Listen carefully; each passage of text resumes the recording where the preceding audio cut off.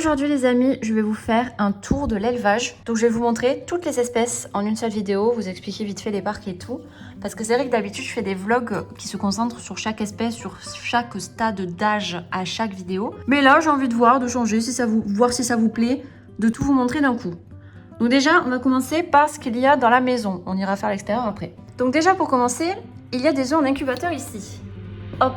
Je vous montre pas trop pour pas vous spoil parce que je vais faire une vidéo dédiée là-dessus. Ce sera la vidéo où je fais incuber des œufs de 17 races différentes. Il n'y a plus 17 races malheureusement car elles n'étaient pas toutes fécondées, mais je vous garde la surprise pour la vidéo dédiée. Voilà. Ensuite, nous voici dans le garage. Là, j'ai un Malkai qui s'est fait un petit peu arracher les plumes de la tête, donc du coup, il est en convalescence. Donc il est là, donc s'il chante pendant la vidéo, c'est normal, il va bientôt rejoindre le parc extérieur. Voilà. Ici, nous avons les petits kaitos en croissance. Regardez-moi ça, comme ils sont beaux. Donc, ce sont les kaitos du supermarché. Enfin, des œufs du supermarché que j'ai achetés. Je vais vous mettre la vidéo dans le i quand je fais incuber ces œufs-là.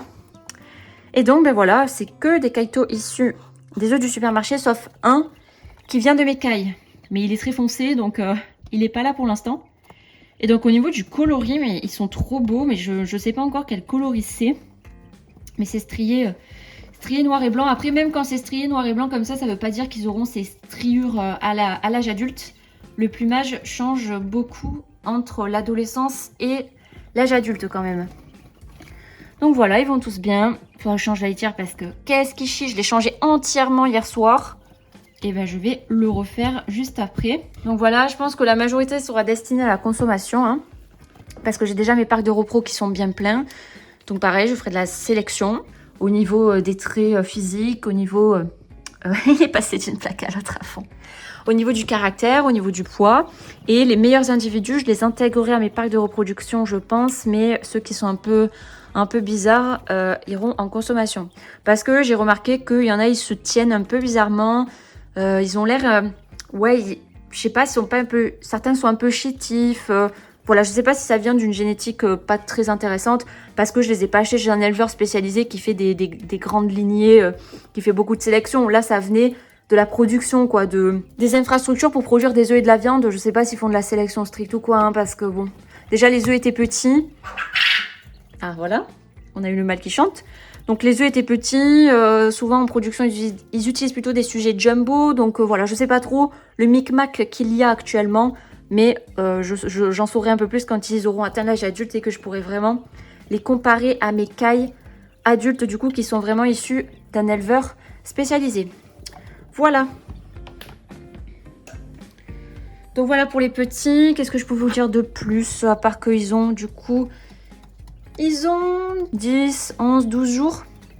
Ça dépend lesquels. Ils sont nés tous un peu en décalage. Donc voilà.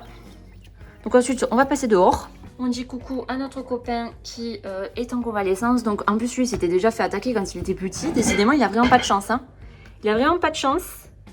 Parce que vous voyez, alors ceux qui suivent mes vlogs depuis longtemps, c'est un mâle qui a du spray bleu quand il était petit, quand il était jeune, juste avant d'être adulte. Je lui avais aussi mis du spray bleu parce qu'il s'était fait attaquer par un mâle. Le mâle qu'il a attaqué il est passé à casserole. Hein. Je vous le dis tout de suite, je ne garde pas des individus agressifs qui attaquent les autres. Hein, parce que regardez. Donc là ça va, il va bien, mais c'est qu'il s'est fait... il s'est fait arracher les plumes de la tête. Donc du coup, bah, il a le cou tout nu, là, il est chauve. Donc du coup, bah, je le laisse se reposer. Et là, vous voyez, il aime pas la sensation qu'il a sur sa tête. Et voilà, donc je laisse s'en remettre. Donc il chante, hein, voilà, il est content. Déjà, c'est bien parce que les 2-3 premiers jours, quand je l'ai mis là, ça doit faire 4 jours qu'il est là. On va dire que les 2 premiers jours où je l'ai mis, il faisait aucun bruit. Il était vraiment pas très bien, il se sentait... ouais, il était prostré, quoi. Et là, bah, ça fait 2 jours, il chante toute la journée, il est tout content, il va beaucoup mieux. Donc, j'attends qu'il se remette mieux avant de l'intégrer parce que sinon, il va se refaire défoncer, certainement. Donc, j'attends. Et donc, du coup, bah, il est sage là. Il est dans la caisse de repos. Voilà. Quand je vais passer dehors, je vais parler doucement parce que j'aime pas que les voisins et tout, ils entendent ce que je dis. Donc, je chuchote un peu si vous voulez, mais au montage, j'augmenterai le son si besoin. Donc, c'est parti, je vais vous montrer.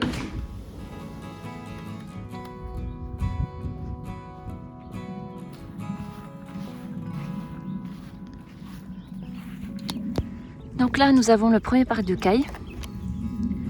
Voilà. Donc femelle, femelle, mâle, femelle, femelle. Et je pense qu'il y a des femelles là-bas qui sont dans les cabanes. Donc du coup, elles ont un système, bon je le dis brièvement parce que je l'explique dans mes vlogs déjà, elles ont un système en fait de poulailler entre guillemets grillagé pour la nuit. Et la journée, elles peuvent se balader donc dans cet enclos que j'ai acheté sur Amazon là, pour qu'elles soient dans l'herbe. Il n'y a pas de grillage au sol, comme ça elles peuvent gratter, elles peuvent manger l'herbe, elles peuvent faire ce qu'elles veulent. Et tous les soirs, en fait, si vous voulez, j'ouvre là, et avec mon conjoint, il m'aide comme ça, on les rabat comme un troupeau. En fait, mon conjoint, il se met là, il les pousse vers là-bas, et moi, je me mets là-bas, et j'ouvre ce carré-là. Et en fait, mon conjoint qui les pousse, du coup, ça fait qu'elles viennent comme ça. Et quand elles arrivent devant moi, moi, je les pousse vers, du coup, le poulailler, et après, hop, je ferme la porte. Et voilà, on fait ça tous les soirs, ça prend, pour faire tout le monde, parce que du coup, il y a 2 autres parcs, ça prend 5 minutes, hein, vraiment. Et on le fait quand la nuit est tombée, comme ça, elles ont vraiment bien profité du matin jusqu'à la nuit. Et elles restent que pendant la nuit, du coup, dans le poulailler, enfermées, quoi, vous voyez. Voilà. Du coup, là, je vous montre, ça, c'est un petit nid qu'elles ont creusé. Et donc, en fait, quand elles pondent, elles aiment bien pondre dans ce genre de petit nid, donc elles posent les œufs là et en fait elles ont un peu creusé, ça fait un peu une touche. Et voilà, c'est trop marrant, elles ont leur instinct naturel de ponte en fait, de ponte à l'état sauvage en fait qui revient dans le sens où elles sont des petits nids dans l'herbe, protégées pour pondre.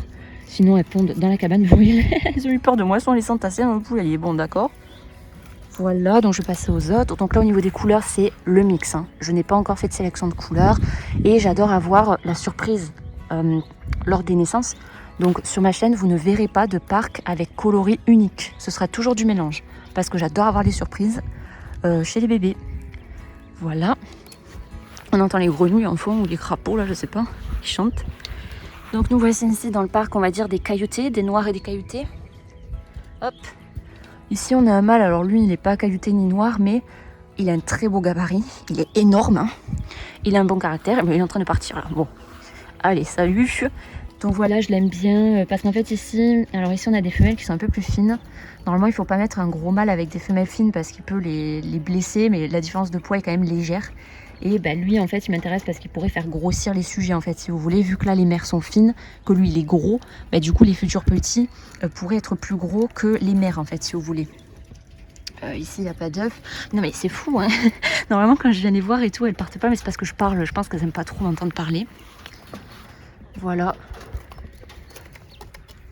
Donc, on a du caillouté, on a des noirs aussi. Des noirs comme ça. Donc, moi, j'aimerais bien sortir des... Voilà, bonjour. J'aimerais bien sortir des noirs cailloutés. Donc du coup, il y a des femelles noires et il y a des mâles cailloutés. Donc ça peut sortir du noir caillouté. Voilà, voilà. Là-bas, on a une tuxedo tibétain. Et là, on a le gros mâle que j'aime bien. J'aurais bien aimé en fait de passer là parce que niveau coloris, hop, niveau coloris, il correspond plus aux cailles qui sont là. Et ici, j'ai des femelles qui sont vraiment grosses en fait. Donc ça irait bien. Sauf que lui, il a créé son clan ici. Et il s'entend bien avec les individus qui sont là. Si je le prends et que je le mets là, ça va être le bordel. Donc pour l'instant, je change pas. Voilà. Donc là, c'est le dernier parc. Cette fois, là, la cabane, elle est plus grande. Donc il y a plus de cailles dans ce parc-là. Voilà, là, on a un mâle. Là, on a une femelle. Oula, les poussins, ils sont en train de courir là. Qu'est-ce qui se passe? Je vous montrerai après. Donc là, on a une femelle, un mâle, femelle, femelle. Ici, c'est un mâle aussi. Lui, c'est un mâle qui a le gène roux parce qu'il est chocolat. Voilà. Là, est-ce qu'il va essayer de coucher, tiens. Voilà, vous avez une coche en direct, c'est magnifique. Celle-là, c'est ma femelle la plus grosse que j'ai, elle est vraiment énorme pour le coup. Elle est coloris sauvage. Elle est où? Elle est là. Elle est coloris sauvage, d'ailleurs je vois qu'elle a un petit trou sur la tête. Elle s'est fait enlever un peu les plumes parce que les mâles, ils l'aiment bien. Voilà, là on a la femelle tuxedo tibétain. Femelle rousse. Oula, mais c'est le bazar là, qu'est-ce qu'ils font les poussins? Là, ils sont en train de se toiser.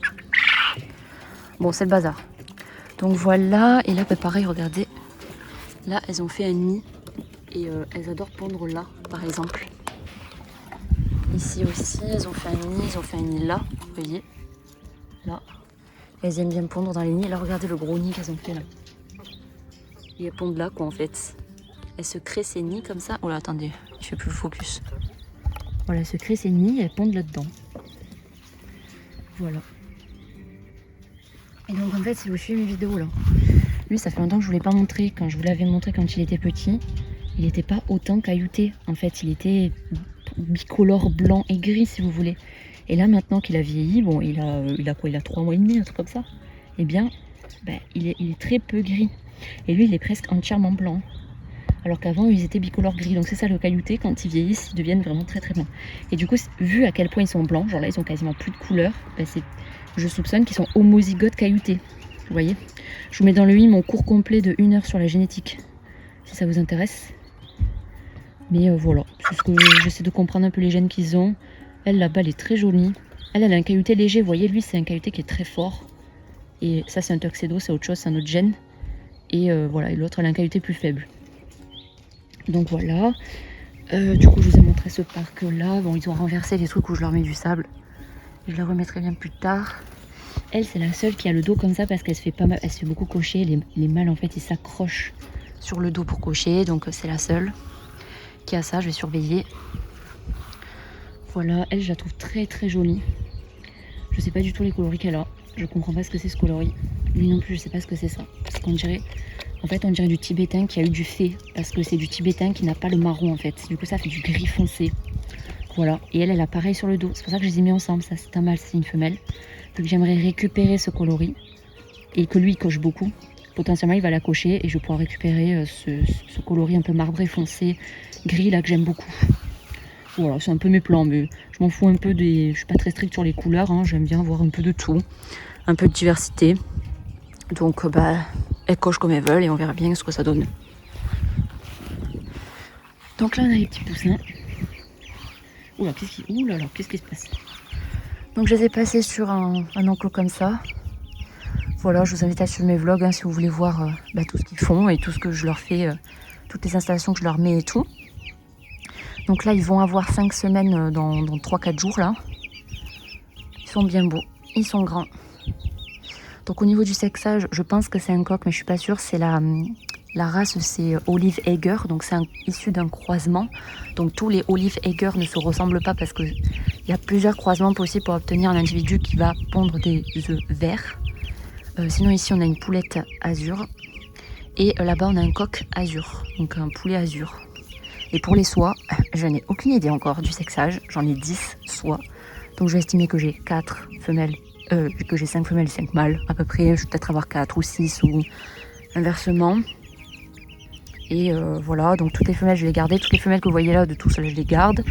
Et les mâles, ça va dépendre. Soit je les vends. Le petit coq là et le coq azur, soit je les vends, soit ils iront en consommation. Voilà, et les coqs, soit je les vendrai. Mais je vais sûrement en garder un. Voilà, on verra parce que les coqs, on a le temps avant qu'ils se mettent à chanter et tout parce qu'ils ont une croissance beaucoup plus lente que eux. Donc je vais les garder jusqu'à ce qu'ils embêtent les femelles en fait et qu'ils chantent trop. Hein, donc je vais les garder longtemps. Alors que les coqs, bon, je pourrais déjà commencer à réfléchir à si je les vends ou quoi bientôt parce qu'ils commencent à être grands et ça se voit. Voilà. En tout cas, j'ai toujours un doute pour celui-là là-bas parce que j'ai pas de point de comparaison. Alors que ici, vous voyez, là il y a la poulette. Là, il y a le coq, quoi. C'est hyper marquant au niveau de la crête et des pieds. On peut pas se louper, en fait, vous voyez. Voilà. Coq et poule. Alors que lui, là-bas, je sais pas. Mais il a un caractère, il a le même caractère que lui. Hein. Donc voilà. Voilà pour eux. Donc ils s'éclatent, hein, ils gambadent dans l'herbe. Ils vivent leur meilleure vie. Et du coup, j'adore parce qu'ils ont réussi à apprendre en 2 jours à dormir dans la cabane là, parce que du coup c'est leur petit poulailler temporaire, on va leur faire un grand poulailler bientôt, quand elles seront adultes. Là pour l'instant ils sont petits donc ils sont là-dedans. Et toutes les nuits, dès que la nuit tombe, en fait ils font un peu des allers-retours. Ils commencent à aller dans la cabane, puis ils reviennent, puis ils y vont, puis ils reviennent, en piailloutant un peu, en mode comme s'ils s'appelaient, en mode allez venez on va au lit. Non on va pas au lit, en fait on va au lit. En fait ils savent pas trop encore quand aller au lit. C'est trop drôle parce qu'ils apprennent encore. Hein. Ça fait même pas une semaine qu'ils dorment dehors la nuit là. Alors que ça fait plusieurs semaines qu'ils sortent tous les jours la journée, mais pas la nuit. Et là maintenant ils se régulent, ils s'autorégulent en fonction de la lumière du jour. Parce que je vous en avais parlé dans les vlogs, hein, mais du coup les 2 premiers jours, je leur ai mis une lampe dedans parce que sinon ils voulaient pas aller dormir dans la cabane. Et après, au bout de 2 jours, j'ai enlevé la lampe et tous les soirs ils vont dormir. Donc je laisse ouvert, en fait je ferme juste ici. L'enclos c'est exactement comme celui des cailles, donc il est entièrement grillagé. Les prédateurs ne peuvent pas passer et je ferme ça. Le truc blanc et il y a 2 loquets sur les côtés, impossible que les prédateurs rentrent. Et comme ça veut dire qu'ils ont leur cabane pour faire dodo et ils peuvent se promener notamment aux premières lueurs du jour parce que moi je vais leur ouvrir à environ 9h, je viens leur ouvrir. Donc du coup, entre 8h et 9h, là, quand le soleil se lève, du coup ils se promènent un peu dans la zone grillagée et après ils peuvent aller passer toute la journée dehors là comme ça. Voilà. Et du coup je leur ai mis, alors je leur ai fait un système là où c'est une clôture mobile lambda et je leur ai mis un finet sur le dessus parce que j'ai peur des prédateurs aériens du type buse. Donc en fait le fait de mettre ça fait qu'ils peuvent pas faire un plongée, choper un poussin et partir. Là ils peuvent pas, ça va les bloquer. Donc ça n'empêcherait pas le fait qu'ils peut-être ils essaieraient, mais en tout cas ils ne pourraient pas les choper du premier coup. Et vu que moi ma maison elle est juste là, si j'entends les pioutes gueuler et que je vois une buse, je vais me battre avec et elle n'attaquera pas les poussins. Voilà, j'avais vraiment pas envie de les sortir comme ça, sans le finet. Ça me fait trop peur qu'une buse, elle vient comme ça et elle fait vous, elle prend le poussin et elle se casse avec quoi. C'est trop dangereux. Donc voilà, et du coup, dès que l'herbe est souillée et que qu'ils ont cagué dedans et que l'herbe elle est un peu terne, eh bien je déplace tout. Je déplace tout ça, le poulailler, le truc comme ça et le truc ça. Et par exemple, je vais aller le mettre là-bas, dans une nouvelle zone d'herbe. Et c'est pareil du coup pour les cailles. Les cailles, dès que c'est un peu tassé là, je prends tout, je décale tout et elles sont dans de l'herbe propre. Voilà. Donc je retourne dedans parce que ça me permet de parler plus fort. Donc voilà, je vous ai fait un petit tour de l'élevage, je vous ai montré tout le monde là. J'espère que ça vous aura plu. Donc pour les cailles là, je vous fais pas des explications détaillées sur les reproducteurs que j'ai et tout parce que là je viens juste de lancer la saison entre guillemets. Je n'ai pas encore fait de naissance de mes parcs là. Je vais faire ça après que les poussins qui sont en incubateur que vous avez vu au tout début soient nés. Donc ils vont naître dans 2 semaines. Donc ça veut dire que dans 1 semaine, je vais commencer à amasser les œufs de tout le monde là pour les mettre en incubation dans 2 semaines. Et là, quand tu auras les naissances de toutes mes cailles, on va pouvoir clairement voir leurs gènes et essayer de comprendre un peu qui a coché, qui est le père, qui est la mère parmi toutes les cailles que j'ai, que je laisse en groupe là. Et j'essaie pas forcément d'obtenir des mélanges très précis de couleurs. J'ai une vague idée en fait, je sais qu'avec les mâles que j'ai et les femelles que j'ai, je peux obtenir ça. En gros, on va dire, j'ai pas de critères précis de je veux absolument obtenir ce coloris là. Non, moi j'aime toutes les couleurs, donc ça sera au petit bonheur la chance quoi si vous voulez. Et si j'ai des petits qui sont particulièrement beaux, eh bien je les intégrerai au parc de reproduction une fois qu'ils seront adultes. Voilà. Et là on a les petits poussins qui gratouillent et qui se promènent. Bon j'espère que ça vous aura plu ce format là où je vous montre tout le monde. Et voilà, n'hésitez pas à me dire ce que vous aimeriez voir de mon élevage, des cailles, des caïtos, des poussins. Et je vous souhaite une agréable journée et à bientôt pour la suite.